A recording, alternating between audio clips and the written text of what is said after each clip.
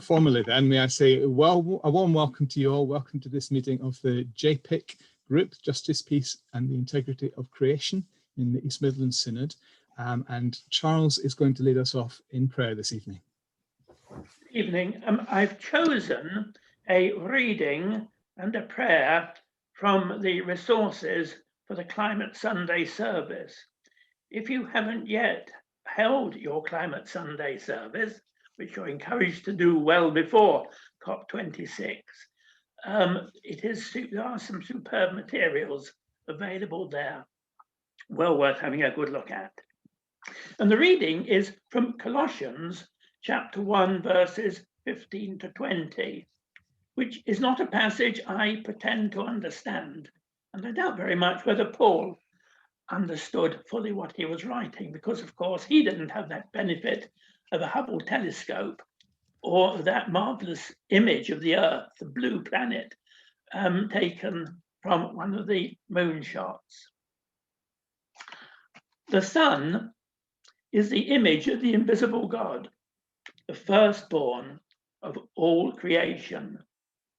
For in him all things were created, things in heaven and on earth, visible and invisible, whether thrones or powers or rulers or authorities. All things have been created through him and for him. He is before all things, and in him all things hold together. And he's the head of the body, the church. He is the beginning and the firstborn from among the dead, so that in everything he might have the supremacy. For God was pleased to have all his fullness dwell in him, and through him to reconcile to himself all things, whether things on earth or things in heaven, by making peace through his blood shed on the cross. Let us pray. Sustaining God, today the stones are shouting, for the Lord's disciples have been silent. Today the cycles of the seasons, which tell of your faithfulness, are gagged and stifled. Today the very skies which tell of your glory, the glaciers which reflect and protect, and the seas which you put in place are all in wounded turmoil,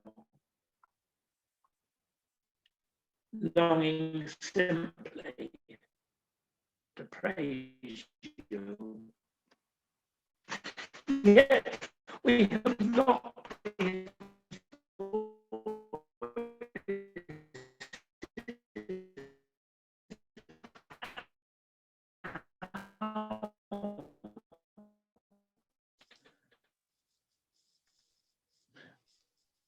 I am sorry. I think we may have to conclude we've lost Charles. We weren't able to hear that last bit, but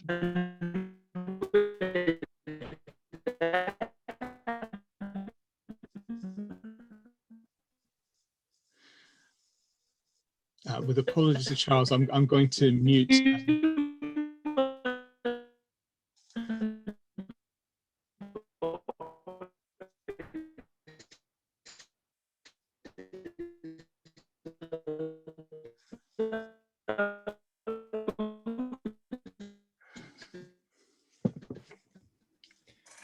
It's the remix version of Charles. Yes,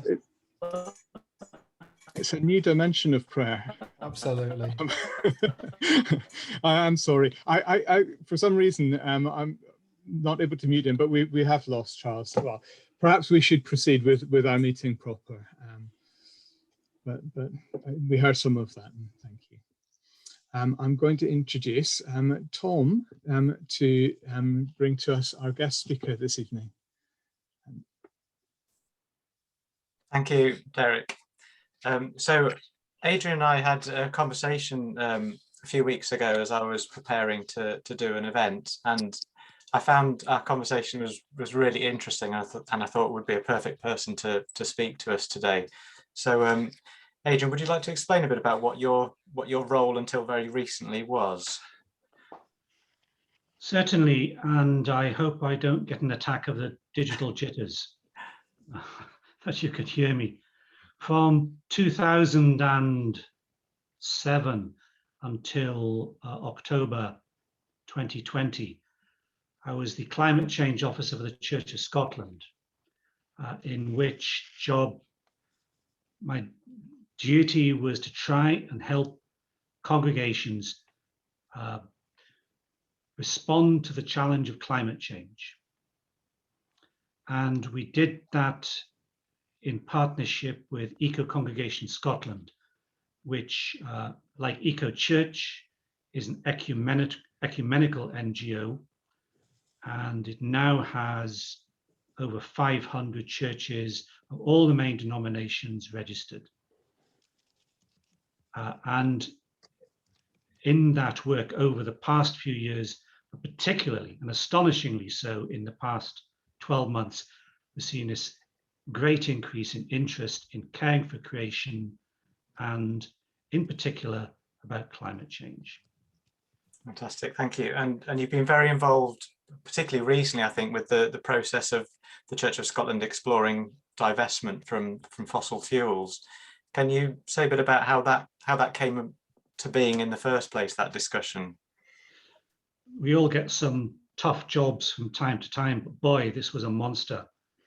In about 2014, I think it was, some young people responding to a debate that had emerged in the United States.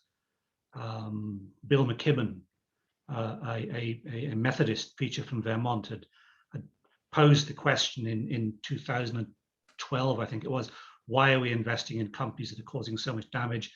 That became a campaign on campuses in the United States and churches in the United States, and it came to the UK. And young people, particularly from one church in Fife, said, why is the Church of Scotland investing in oil and gas companies when they're causing so much damage? And that became a very quite passionate debate with the Investors' Trust of the Church of Scotland initially rejecting the whole idea and saying, you know, it's for individual congregations, individuals to make their own decisions about these things.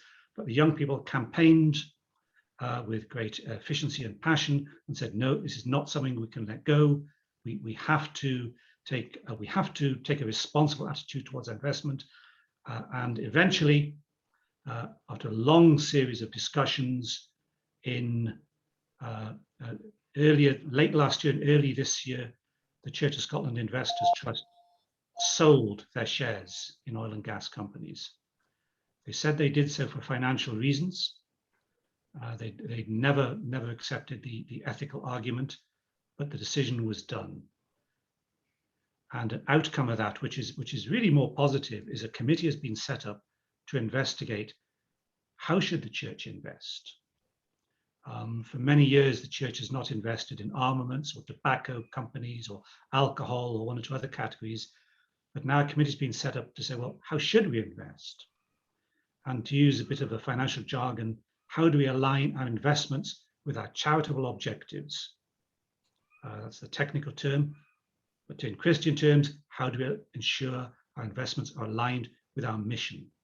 Now, that's a pretty tough question to answer, but I'm glad that it at last is being faced up to. And what do you feel was some of your main learnings from that process of those discussions? I get from the different people who you spoke to, because it is a very big issue for a lot of communities in Scotland. And some positive and some negative. I think the most positive was taking the debate to Aberdeen and meeting there with Oil and Gas UK, with the Presbytery of Aberdeen for the Church of Scotland and other churches, and in particular with the oil and gas chaplain, who spends a lot of time offshore and I think has a better grasp for what people feel in the industry, from people working on the rigs to management and all sorts of different sectors, a better impression than anybody else I know. What we found in Aberdeen was the debate was sophisticated. People were well aware of the challenges. They were well aware of the need to decarbonize. A lot of very highly skilled people working in the oil industry were aware of these things. But at the same time, companies we're sticking to the argument that we have to go on, we have to continue to do this because the demand for oil and gas will continue. I think the more problematic side was the more I learned about the finance sector, going to meetings with financiers in Edinburgh and in the City of London and elsewhere, that this is in many ways an amoral business. We were challenged when discussing divestment, go and speak to the people in Aberdeen, go and see what they say. How will they feel about the Church of Scotland divesting? When the financiers said they wanted out, they just did it. They didn't speak to anybody. There was no discussion, no consultation. It's not making a profit for the long term, we're out. Now that, again, that gives me pause for thought in terms of what should we be doing, how should we be investing, and how should we be engaging with financial institutions who are just driven by profit. Do you think there's a rush, almost a herd rush away from oil and gas and towards something else, or are they just going to wherever they see the next profits being? The move away certainly started with coal. I remember just talking to one banker who said, we just won't lend to coal anymore. It's too risky, it's too dirty. It was as though that the industry had become tarnished. They just thought, no, it's not something we want to do. I think oil and gas will go the same way, and it has happened quite remarkably quickly. I went to the Total oil presentation of results, a very swish affair in the St. Pancras Hotel in London a couple of years ago, when the oil companies were making big profits. Since then, for a number of reasons, nervousness in finance markets, a belief that governments are serious about this, the commitment of big motor companies to move from oil and gas vehicles to electric vehicles, which is evident in the massive investment now going from VW and other companies into developing electric vehicles, that the future for oil and gas is not what people thought even a couple of years ago. So I think that the finance markets, driven a bit by uncertainty, driven a bit by fear, are looking at this and saying, to what extent do we want to be exposed to these risks in future years? So the approach that the Church of Scotland has taken, do you see that as being more positive or more kind of encouraging towards, I guess, actions that move away from carbon emissions, but maybe will involve some of the oil and gas companies? It was a bit of a messy debate, and I don't think anybody's quite sure what will happen to the oil and gas companies, whether they are fleet of foot enough to become renewable energy companies, or whether, as one person who was very senior in Shell and then took a leading role in an environmental charity, said, quite openly said, in 30 years' time, Shell will not exist. He said, it's too big to change. And I got that impression from just listening and meeting to people in Total as well, that these are oil companies. And just like ICI was once a power in the land, but then sort of broke up, disappeared, the same may well happen to oil companies in the future. And who do you think will come in their place? Who will be the new leaders? If I could answer that, I could make myself $1 million. Just to spot now those companies that will come out of this on top in the world, in the new world of the electric economy, renewable energy companies, maybe companies making batteries, but there are the other huge environmental issues with making batteries.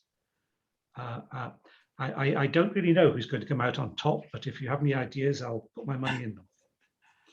And what can we in the URC learn from the process that the Church of Scotland has gone through in terms of thinking very constructively and positively about how we choose our investments? I've always thought in some ways URC was ahead. Maybe that's the perception from the outside. I think having a good look at what does it mean as a church to invest, why are we investing, and how do we invest, is that the time is right for that. There's a lot of good advice and information out there. I was speaking today to a charities lawyer who works at Standard Life in Edinburgh, who's saying that these questions are now being asked by a large number of charities around the UK, and they're all seeking, they're all in the same debate and seeking guidance. The big finance houses will respond to this. They will increasingly develop low carbon and other products if there is a demand for them. They may be, well, I say they may be amoral, but they're not stupid.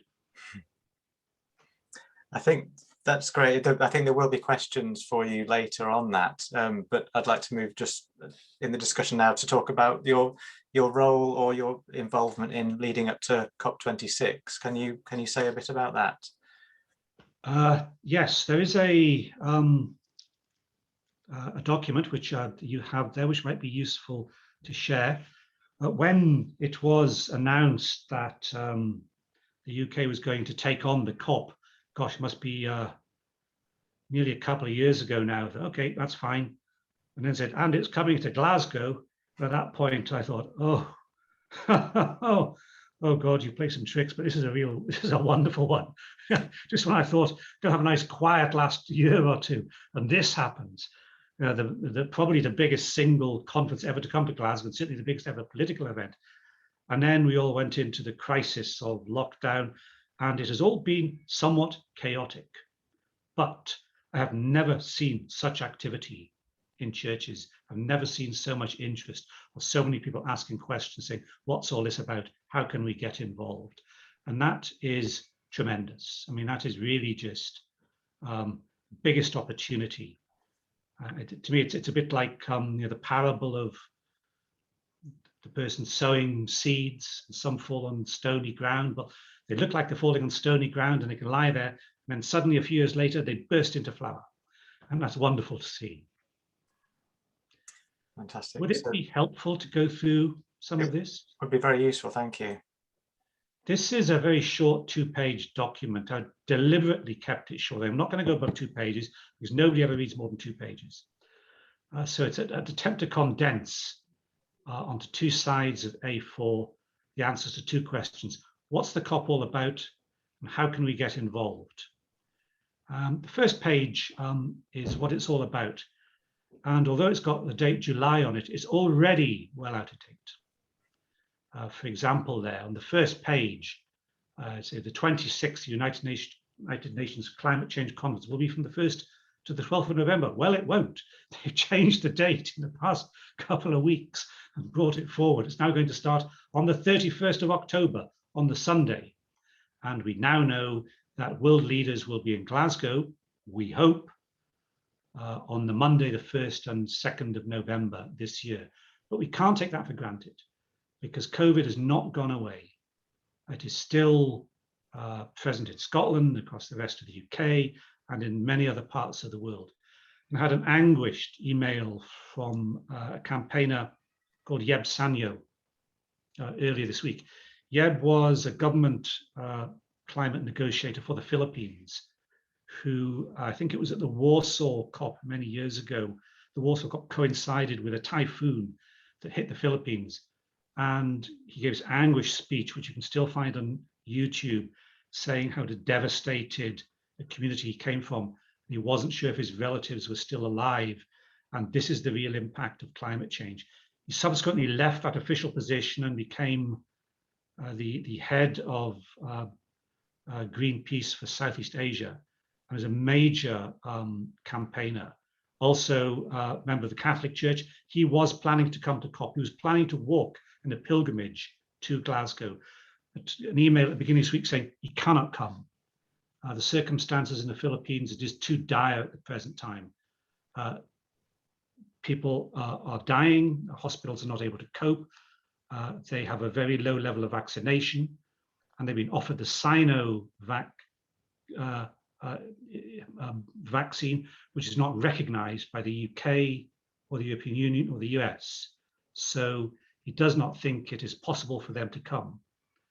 He went on to say that, yeah, this really reveals the crisis we're in, and that unless the UK and others are able to make available to developing countries vaccines that allow them to feel confident to come, then they're going to be in a very difficult position. If a few countries say we cannot come, that could be it. You know, the conference loses validity. So we cannot be sure at the present time that it will go ahead. It has become now interlocked with this whole question of COVID and vaccination, and draws attention to the inequality of the global economy and the way this pandemic is hitting. It is at least bringing us together in recognizing that this is a global issue we have to agree together.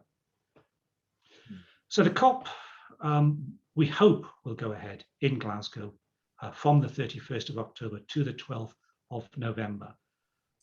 What's it all about? Well, essentially, it's pretty obvious that this is the 26th conference of the parties to the United Nations Framework Convention on Climate Change. There'll be 25 so far. Progress is painstaking. That only in Paris in 2015 was there anything that could be described as a breakthrough, when there was agreement that we have to limit global warming to 2 degrees Celsius, and if possible, contain it to 1.5 degrees Celsius. That's a tall order, because most climate scientists now say we're about or slightly over 1 degree Celsius of global warming on pre-industrial levels. So to contain global warming to 1.5 degrees Celsius requires immediate action. Why is this so important? There's a phrase there in the second paragraph, loss and damage. Expect to hear a lot of discussion about loss and damage. And this is something I think of particular interest to churches, because what developing countries are saying, particularly countries in the tropics, is that there is an inequity in climate change. The countries causing the problem, the countries with the biggest emissions from burning oil and gas in the UK, oil and gas and coal, are not necessarily the countries feeling the worst impacts. And that the poorest countries, some of whom are really being damaged by this, are saying to rich countries, you must pay. And this takes us into an area of equality which churches are familiar with from previous campaigns on Make Poverty History or debt relief. And developing countries with the United Nations and others have agreed that a figure of $100 billion a year is needed to help developing countries out of the problems they face, deal with the damage, and help them develop low carbon economies. $100 billion a year is a lot of money. And while there have been gestures of support and some countries saying we must do this, including the UK and now the US, to actually put a hand in a pocket to achieve that level of spending in a year, at a time when the UK, for example, has reduced its commitment to overseas aid from 0.7% of GDP to 0.5% of GDP, is going to be a very tall order. So expect to hear a lot of arguments about loss and damage, with developing countries saying, why should we sign up to anything unless we get the money to help us pay for this?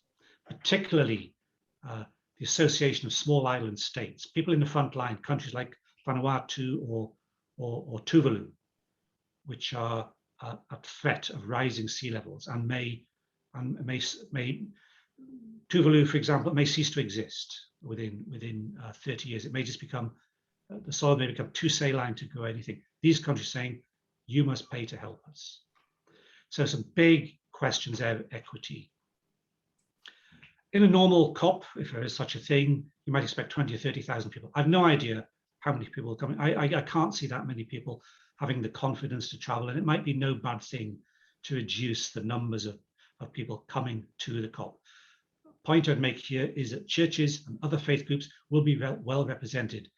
We're confident now that the Pope will be here for one day, probably Monday the 1st. You won't stay over, you'll come and go for the day, but Pope will be here, symbolizing the importance that he and the Holy See attaches to this.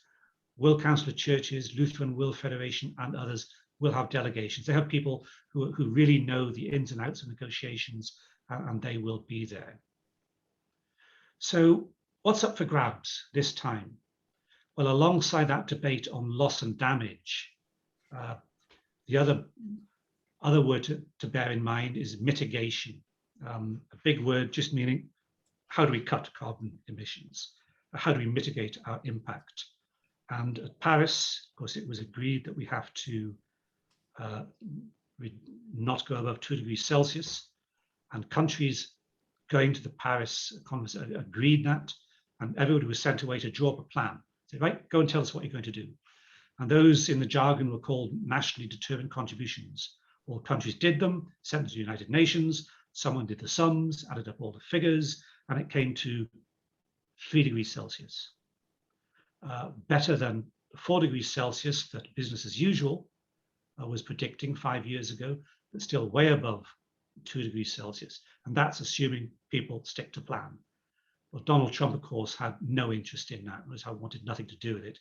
Biden is much more enthusiastic about this, so it seems clear the US will now resubmit a new plan.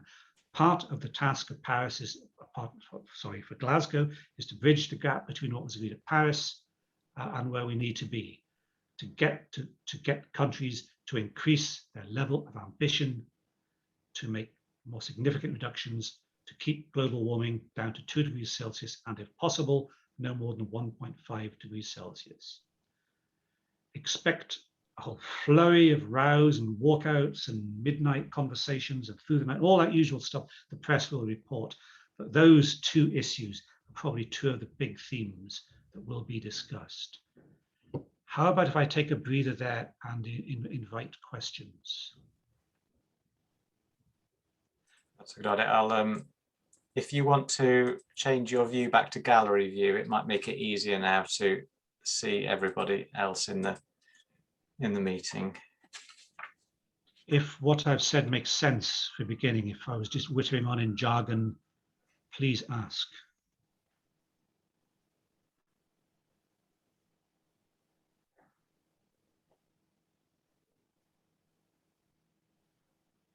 Or comment if anyone has any. Helen has a hand up.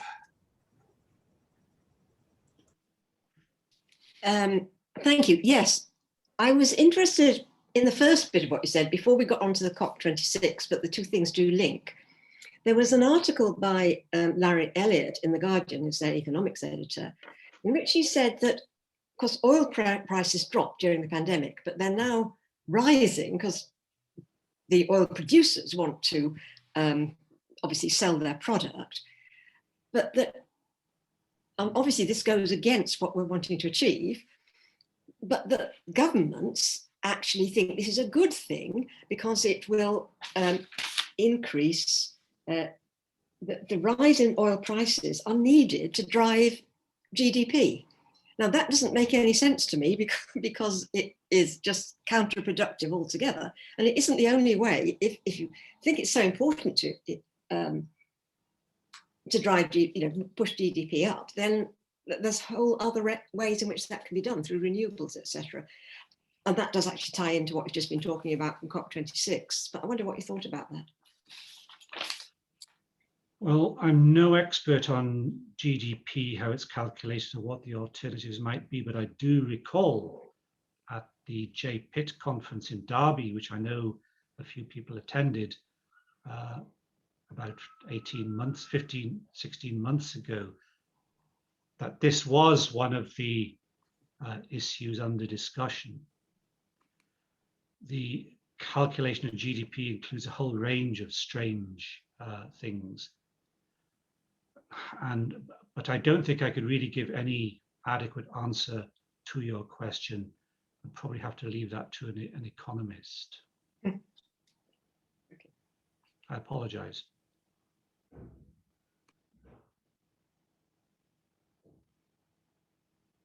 I think Robert had a hand up first, and then Noel.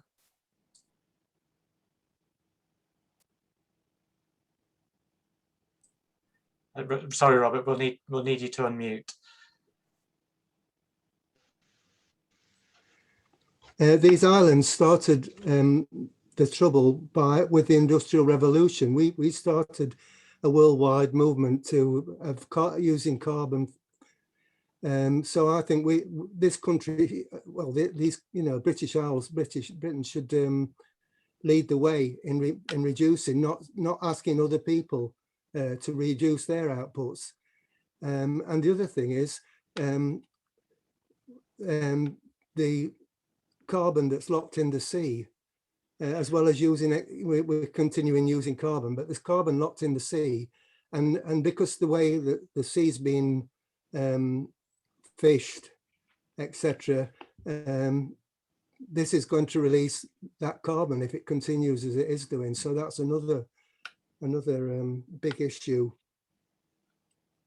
Is trying to keep the carbon locked in the sea that's already there.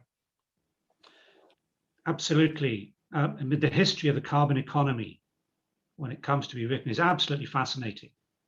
How the coal was mined northeast of England, Scotland, how that technology developed, how it came to generate electricity, how oil was dug out of the oil shales in West Lothian, and subsequently from the North Sea, and how within one generation, within my lifetime, within lifetime many people here, North Sea oil was discovered, drilled, has reached maturity, and is now declining.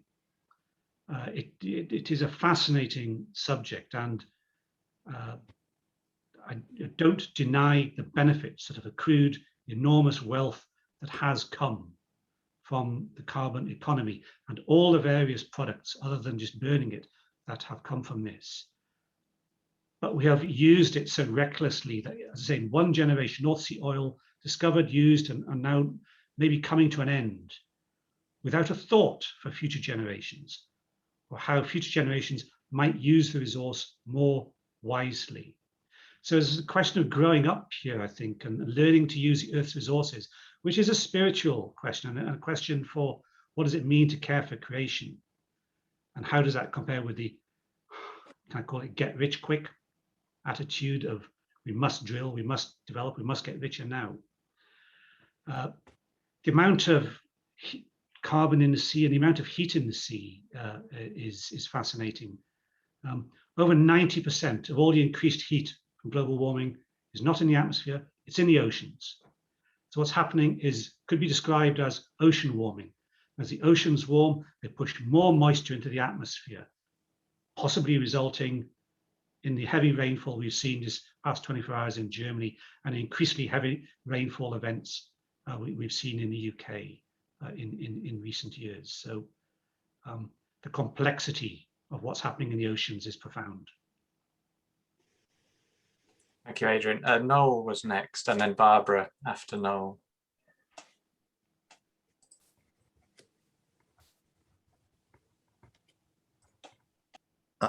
I have a question, but I thought I might help the discussion with an answer with regard to GDP. The production of hydrocarbons in the UK is a significant part of our economy. Most of our pensions are paid from the dividends of the oil companies still today, and that will be a significant contributor to the GDP of the UK. My question, I've looked at the climate models with regard to the most popular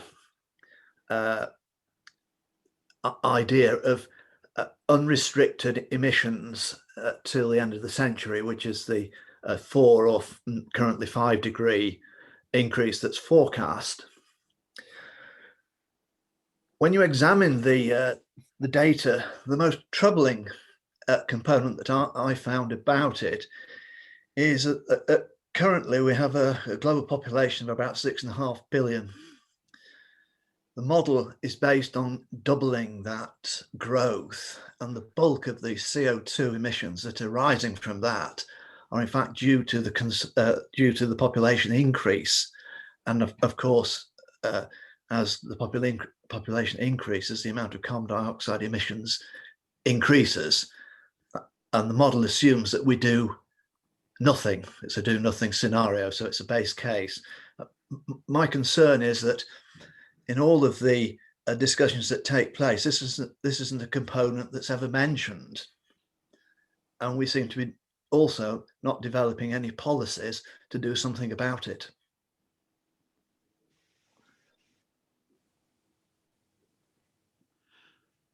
Yes, couple of points there. The first about the pension fund investments. I think many pension funds have begun to significantly divest from oil and gas companies. I'm a member of more than one, and in a private pension with Legal and General, I'm able largely to get out of oil and gas shares just by going to the list and finding a low carbon investment. The biggest single fund, one of the biggest funds in Scotland, Strathclyde Pension Fund, has again, which has got 10 billion plus in investments, has significantly again reduced its investments in oil and gas companies. So pension funds are, I think, aware of the issues and moving in that direction. For population, yes, but clearly population is increasing, but we have to be aware that those countries where population is increasing fastest tend to have very low emissions per head of population. Africa is probably the continent where population is increasing fastest, and it has emissions that are a fraction of our own in Europe, or much lower than those in the United States. Part of the critical issue there, is it possible for those economies in Africa to leapfrog the carbon economy and move straight from a low energy economy to an electric economy? Is that technically possible? Is it politically possible? And is that something that the 100 billion a year that the United Nations thinks is needed could go into developing an economy that is low carbon, but can generate a better standard of living?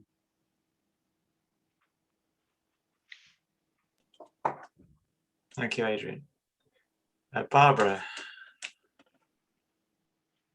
Yeah, my question is coming back to one of the things that you mentioned on that sheet that you showed us about loss and damage, and about unless the Paris Agreement promises are revised and strengthened, that there's no hope of limiting global warming to 2 degrees, let alone 1.5%. And I just wondered what you think the other delegates will make of the UK, who are chairing this very important meeting, when the government's representatives to that meeting, in the Prime Minister and the COP Minister, both voted to reduce government aid this week. And yet they'll be promising to do this. I don't want to make any party political comments, but we work with the Cabinet Office civil servants and some ministers who are preparing for the COP, and certainly the civil servants are very committed to try to make this work.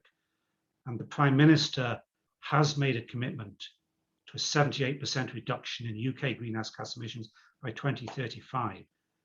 I'm not convinced the government knows how to do that, and nor is the government's advisor, the UK Climate Change Committee, whose website is well worth looking at. So there are spoken commitments and written commitments from government saying we want to do this, but that and to what extent the UK government can contribute to that $100 billion a year of funding are questions, I think, which will be hotly debated at the COP. Thank you. That's as diplomatic as I can be.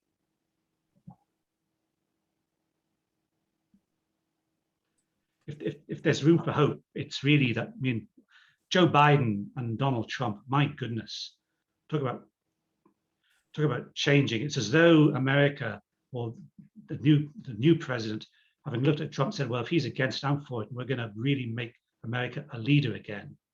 And given sort of, JFK, Kennedy said, we're going to go to the moon. Doesn't matter what it costs, we're going to do it. If the USA says we want to do something, there's a kind of dynamism there that can be transformative. But we can maybe place our hope in God and what churches are going to do, and maybe come on to that in a minute. Yes, that's a good time to move on to that. So we had said we would aim to finish at 8:30. We've obviously started a little bit late with the technical difficulties. So we're going to propose that we'll try and run as close to that as possible. If people need to leave at 8:30, then feel free to do so without embarrassment. But if I go and show the next page of the slide, Adrian, now, and you can talk through that about the things that we can do. Very quick. I was looking at this before and I felt embarrassed. Oh, this is shambles. Things are moving so fast. It's all about Scotland. So it's been embarrassing. I cannot speak with any authority on what's happening in England. But as I mentioned earlier, churches are getting really involved in this. And the level of enthusiasm and the level of new initiatives. Follow up any of these links. If you can download this, or maybe you can share it amongst yourselves, and follow up the links to see just what is going on. Reflection, learning, prayer, and worship. The Scottish Religious Leaders Commitment was signed in December by all Scottish religious leaders, an interfaith initiative, and that is a very strong statement saying we will commit to do a series of things in our churches, in our denominations, in our other faiths. We will commit to taking these actions. And when we've done these things, we want government to do the same. And that statement is going to be revised and uploaded to the UK. It'll be launched in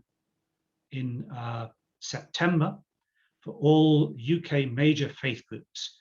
Again, quite a punchy, strong statement incorporating a lot of the words from Scottish Religious Leaders Commitment. We're very pleased about that UK churches and others will be saying, these are important things, we will do it, and we want governments to work with us to support that. Have a look at the Climate Sunday website. That is something from Churches Together in Britain and Ireland. So that is not just Scotland, that is all over.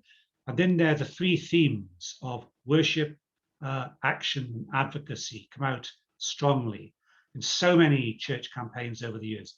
Worship, prayer. What are we being told to do? What does faith tell us? What does the Bible tell us to do? Once you've got that clear in your head that we must care for creation, how do we then turn that into action? That's something you argue out in this group and in your own churches.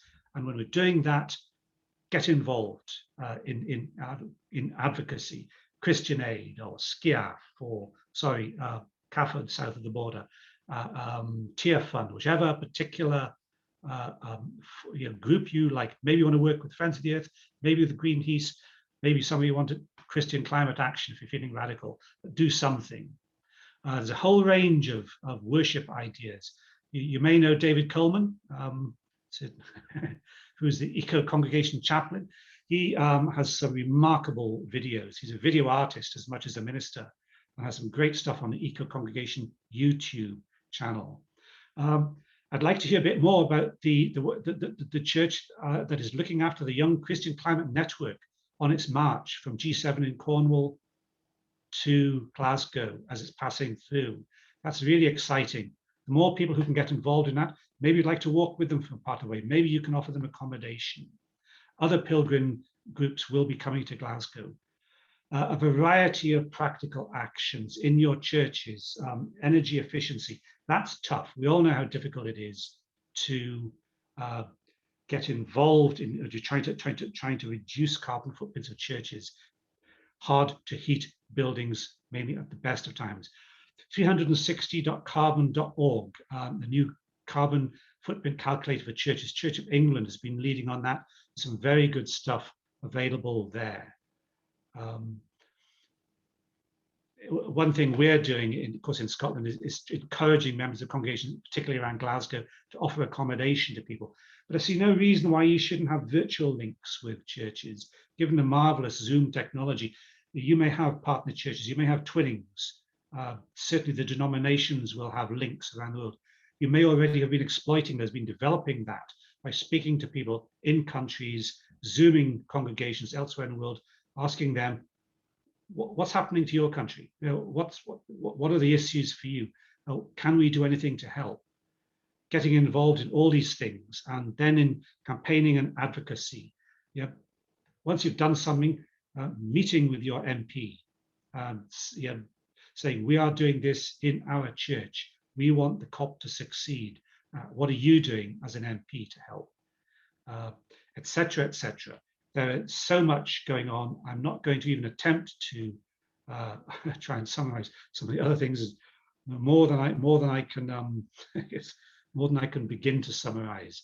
But dip in, and you will find the resources there to help you. That's a whistle stop tour. That's fantastic. Thank you, Adrian. And Derek and I have been chatting, and we will make that document available to everyone that's taken part. We might just spend a bit of time finding the English links where they're relevant, but I think that's a fantastic resource. There's so much in there for churches to use.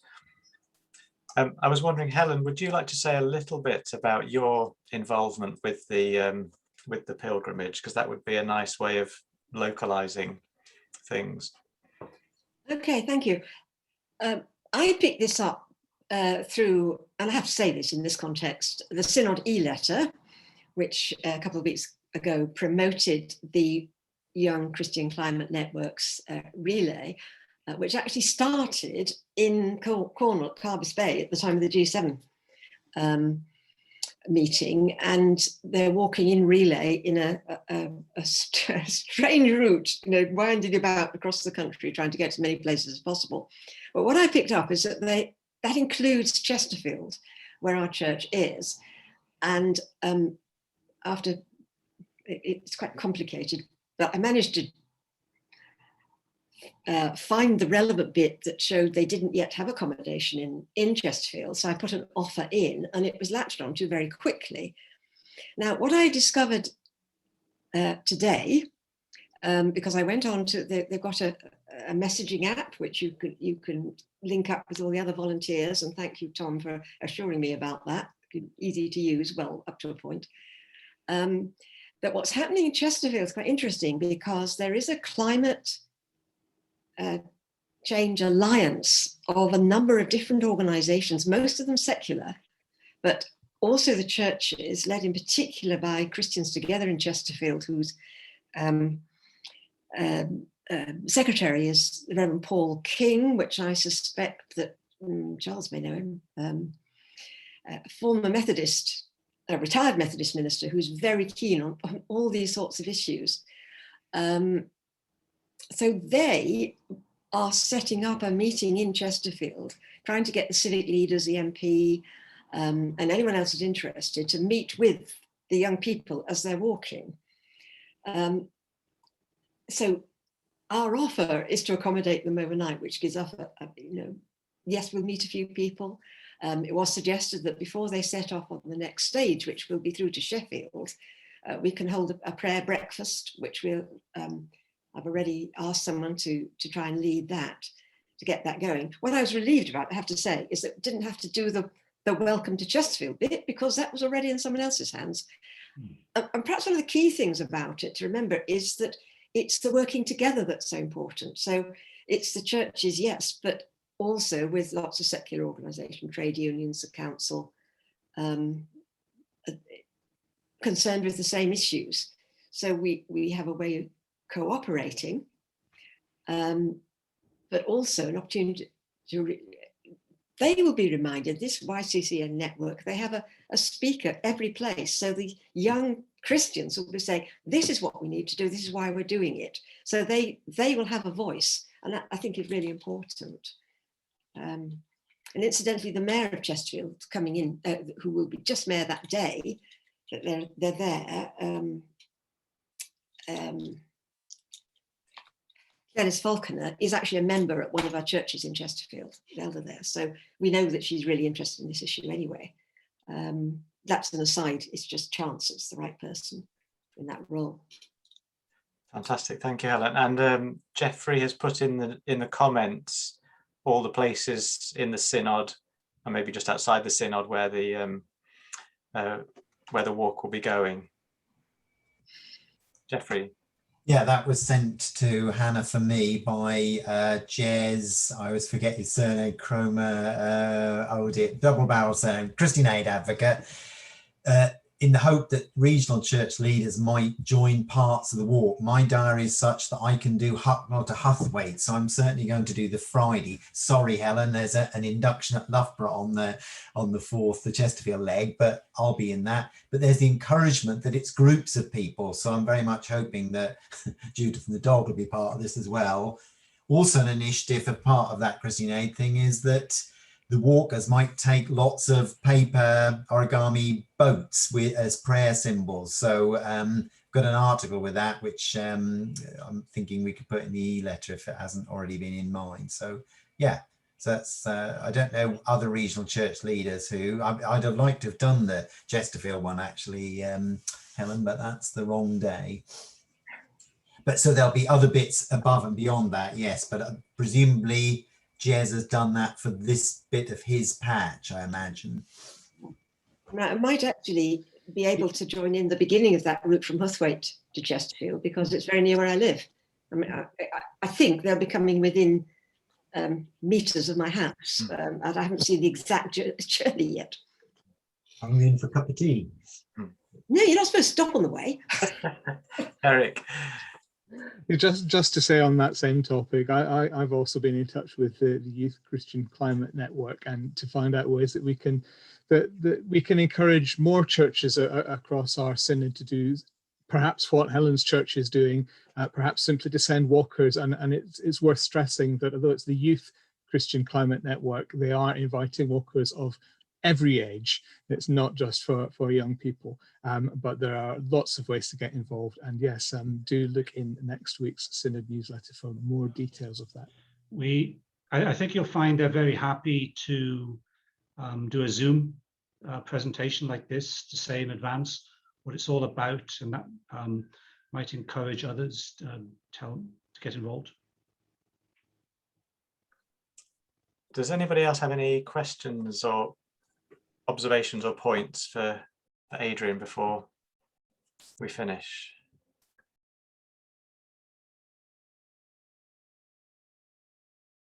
Nope. I think oh, Helen, we need you to unmute. Yeah, sorry about that. You talked about loss and damage, and that we know particularly affects poorer countries. What of course is happening, as you well know, is severe loss and damage in Canada and the United States through fire. And I was looking at it this afternoon, massive damage in Western Germany from floods, with houses swept away, both of which are one of the outcomes of climate change. Do you suppose that loss and damage that's caused in the rich countries like ourselves and the United States could have any effect in changing people's minds?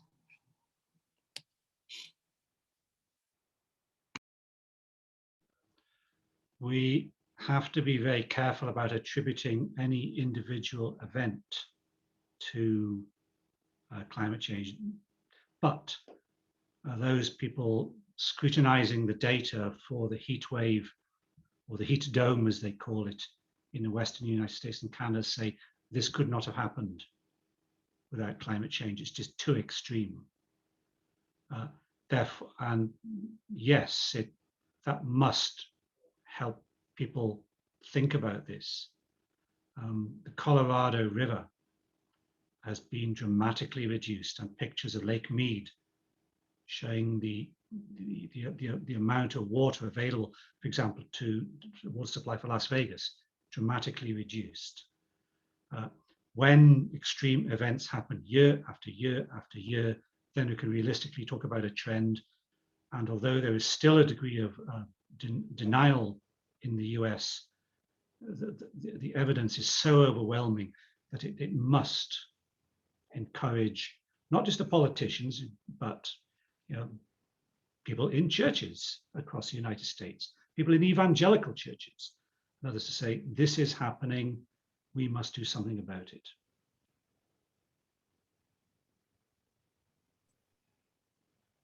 Thank you, Adrian. Sorry, I need to come back. Don't you think that it's dangerous to begin by making that statement? We cannot attribute any particular event to climate change, which I agree with. But if you begin the answer by saying that, you're immediately actually playing into the, well, actually the playbook of the climate change deniers, aren't you? You know, the point you reached is fine, but actually when you're starting by saying that, people are quite good at shutting off at the end of the first sentence. I'm sorry to be critical, but it's just a reality. Where we have an earth scientist in the room, you see. But the wording and the presentation is important. Climatology is a science of statistics. I mean, we have weather today, we have weather tomorrow, we have weather the day after that. 30 years is a short time in climate. And that's part of the frustration. We can only talk in terms of probabilities. You know, what is the probability that the current heat wave is due to climate change? And you could do the sums and assess the probability. It is highly likely that it is. And I'm afraid some people find that very difficult. I once met a bookmaker who said, I make my living out of the fact that people don't understand probability. And it's tough, but it's true. We really have to think in terms of what is the probability this is because. So presenting that is an art form that is, I agree, very difficult. I know a former climate change negotiator for UK government, John Ashton, who now he refuses to talk about statistics at all. He simply talks in terms of love. He said you have to avoid the science and statistics altogether. Now that's tough and that's challenging. You just have to assume that people get it. So that's a rather agonizing way of saying, yes, the language is vitally important, but the science of climatology is a science of statistics. It's not easy to understand. Sorry. No. Could I support what Adrian has just said, speaking from a, should we say, perhaps a scientific point of view? I think people tend to mix up the difference between weather and climate.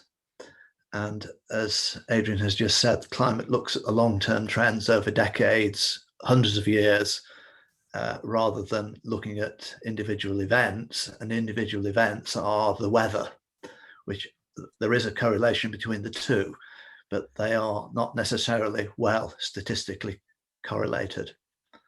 And unfortunately, if we listen to the media tends to naturally associate weather events with long-term climate issues. There must be some effect, but there isn't a direct correlation in that respect.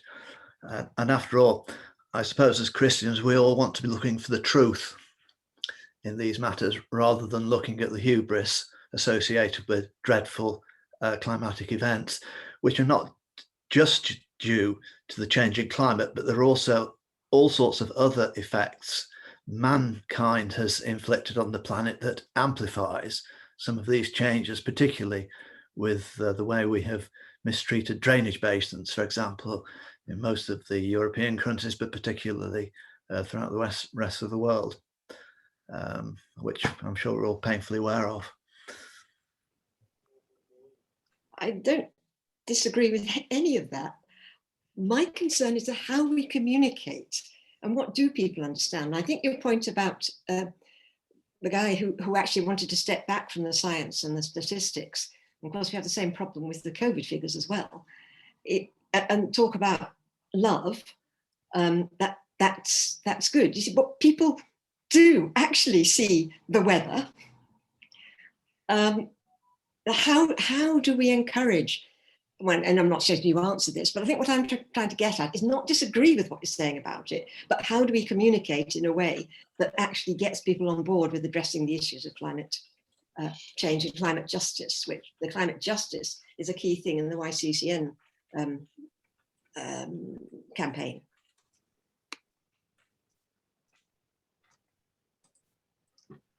I'll try and be quiet now. I'm just looking for a very powerful graphic that shows the average global temperatures over time and the increased incidence of very hot weather. I can't find it. I think it illustrates that quite well, because I think it is so important to take a longer view and see, I guess, both that things are becoming more common, but also that in a lot of that you can see a very definite pattern.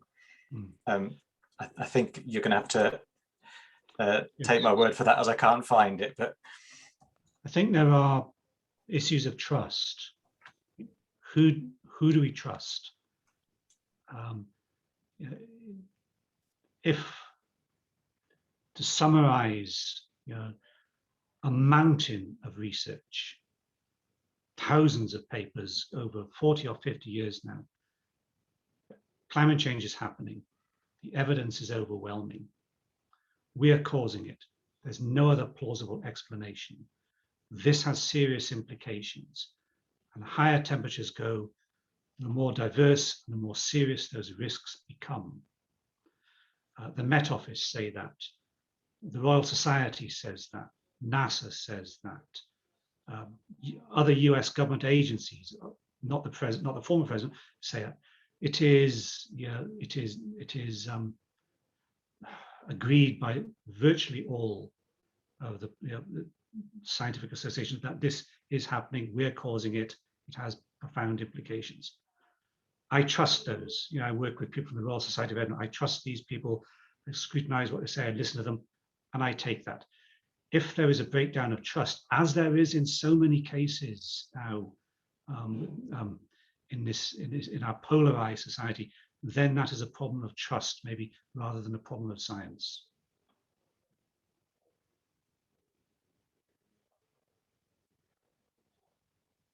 I think I've probably detained you too long.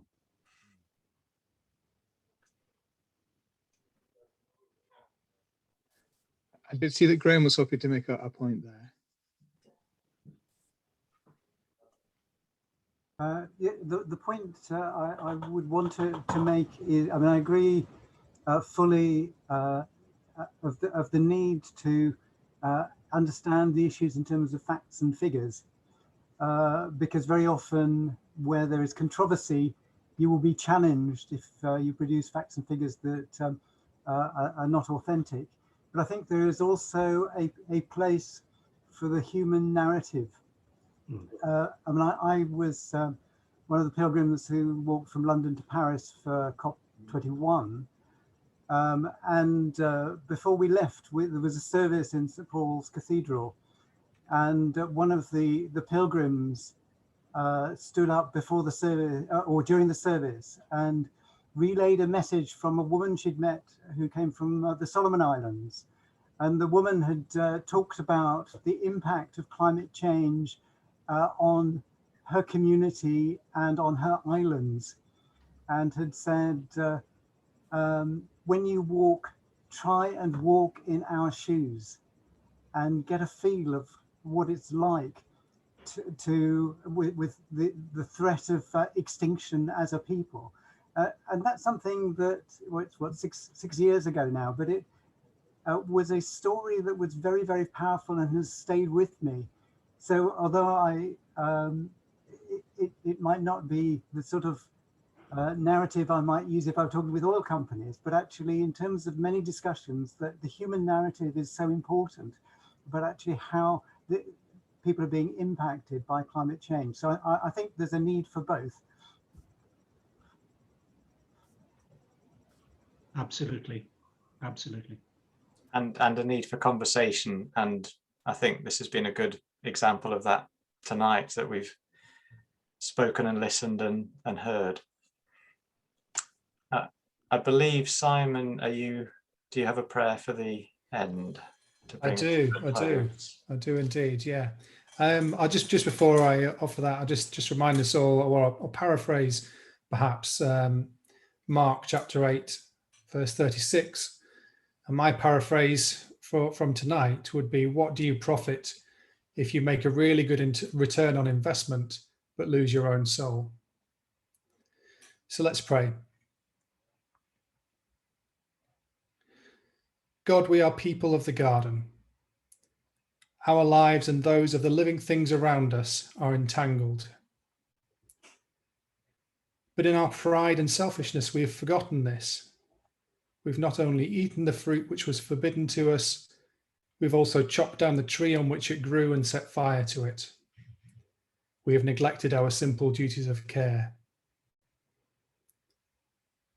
God, we are people of ashes and dust. Our stories remind us that we are made of the very same stuff as the ground on which we stand. But in our wickedness and our greed, we have forgotten this. We have pointed instead to rainbows in the sky and claimed the right to exploit every resource as if it was infinite, and infinity was to be taken at our pleasure. God, we are people of the plains. Our languages are intermingled, communication is instant. But in foolish self-satisfaction at the scale of our achievement, we have poured concrete on the ground and built high into the heavens, seeking to make names for ourselves and to boast of our glory. We have neglected to care for each other and the world around us.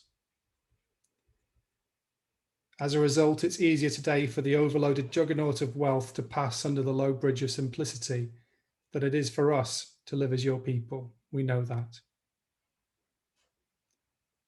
Forgive us, God, lead us into a new place of repentance, a change of mind and of life, a renewal of heart and of head, a metanoia.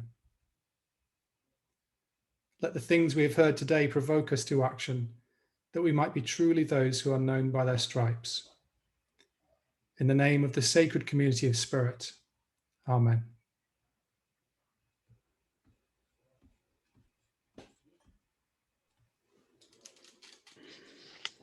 Thank you, Simon, for that fantastic prayer. We will draw our meeting to a close, but not before I say thank you to Tom for leading our discussion tonight. A very big thank you to Adrian for taking the time out to join us and share his expertise with us this evening.